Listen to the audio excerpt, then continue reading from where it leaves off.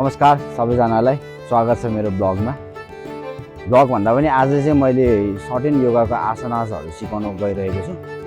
योगाको आसनाहरू चाहिँ कस्तो भन्दाखेरि यो चाहिँ मेनली चाहिँ हाम्रो लङ्समा हाम्रो हार्टहरूलाई मजाले ओपन गर्ने एउटा पोज छ।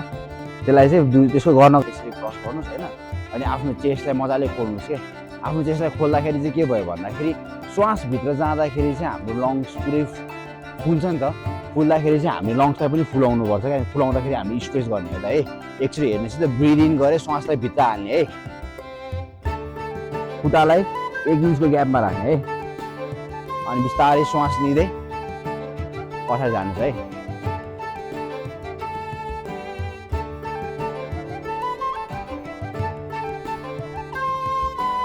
श्वास छोड्दै तल,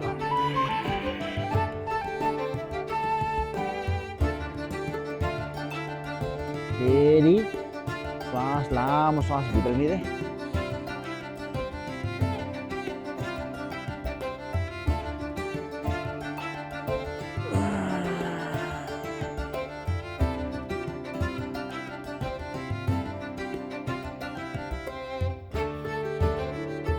यो गऱ्यो भने चाहिँ के भन्नु, तपाईँको शरीरमा फुल अक्सिजनको बढ्यो। अक्सिजनले पुरै शरीरले तरङ्गित हुनेछ है।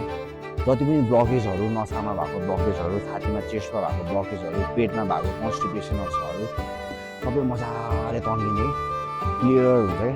Just try it out. Thank you.